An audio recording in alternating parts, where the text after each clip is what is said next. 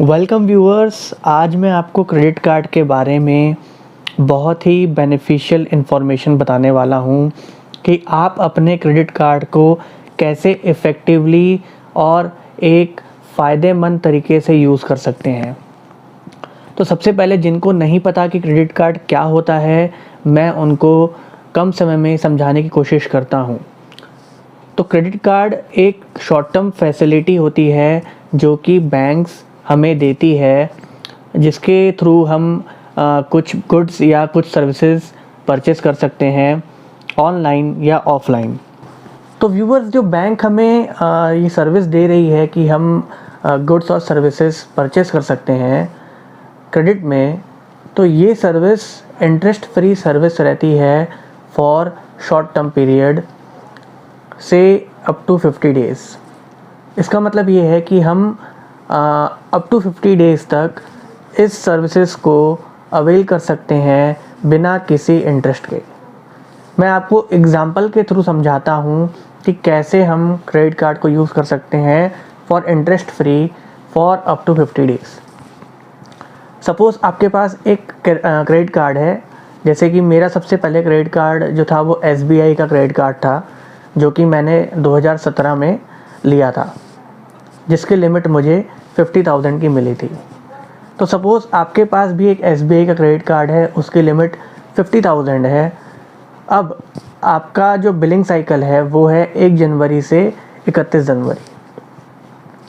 अब इस billing cycle में सपोज़ आपने 2 जनवरी को पहली बार अपना क्रेडिट कार्ड यूज़ किया और आपने एक ट्रांजैक्शन किया 10,000 रुपये का।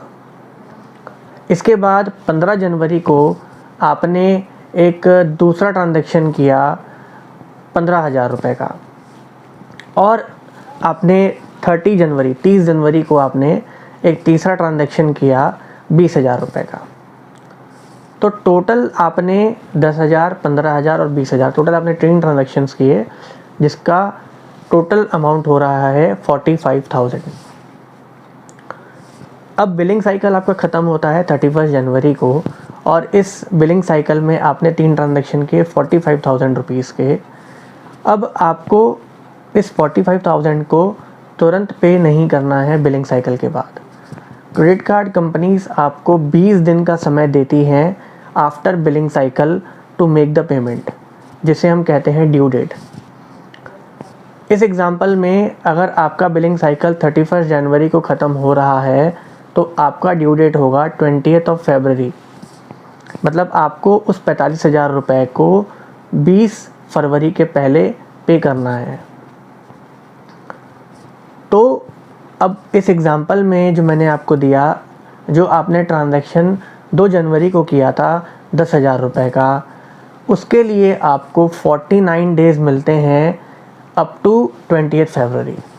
अगर आप काउंट करेंगे 2 जनवरी से 20 फरवरी तक 49 डेज़ होते हैं।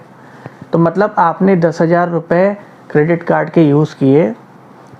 अब आपको उसका पेमेंट 20 फरवरी तक करना है, जिस पे आपको कोई भी इंटरेस्ट नहीं लगेगा।